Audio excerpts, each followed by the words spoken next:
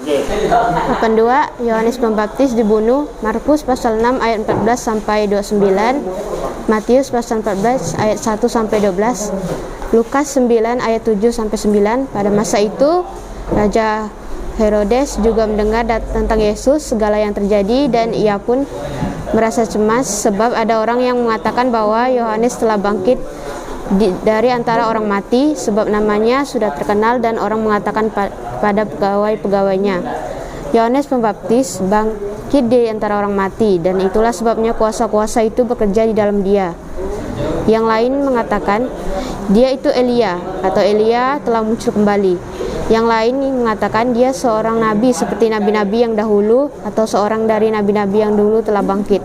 Waktu Herodes mendengar hal itu, Herodes berkata bahwa Yohanes telah kupenggal kepalanya. Siapa gerangan dia ini yang kabarnya melakukan hal-hal demikian? Kemudian ia berkata, bukan dia itu Yohanes yang sudah kupenggal kepalanya dan yang bangkit lagi. Lalu ia berusaha supaya dapat bertemu dengan Yesus, sebab memang Herodeslah yang menyuruh orang menangkap Yohanes dan melembungnya dari penjara berhubung dengan peristiwa Herodias istri Filipus saudaranya, karena Herodes telah mengambilnya sebagai istri. Karena Yohanes pernah menegur Herodes, tidak halal engkau mengambil istri saudaraku.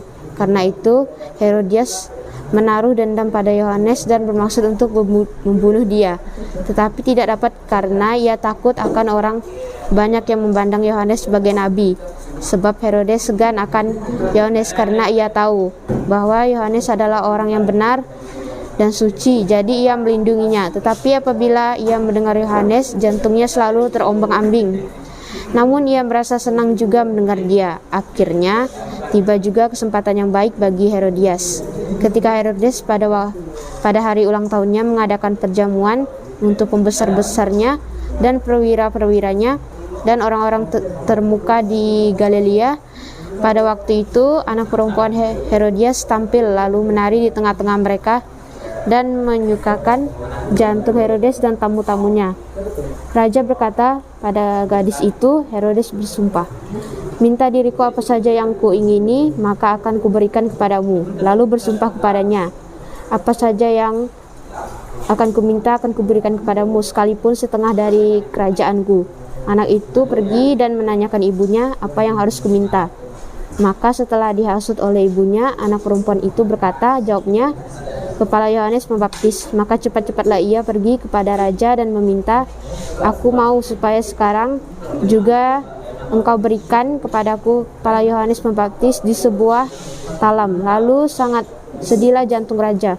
Tetapi karena sumpahnya dan karena tamu-tamunya, ia tidak mau menolak. Karena raja menyuruh seorang pengawal dan perintah supaya mengambil kepala Yohanes. Orang itu pergi dan memenggal kepala Yohanes di penjara. Lalu ia membawa kepala itu di sebuah talam dan memberikannya kepada gadis itu. Dan gadis itu memberikannya pula kepada ibunya. Ketika murid-murid Yohanes mendengar hal itu, mereka datang dan mengambil mayatnya lalu membaringkannya dalam kuburan. Lalu pergilah mereka memberitahukan kepada Yesus.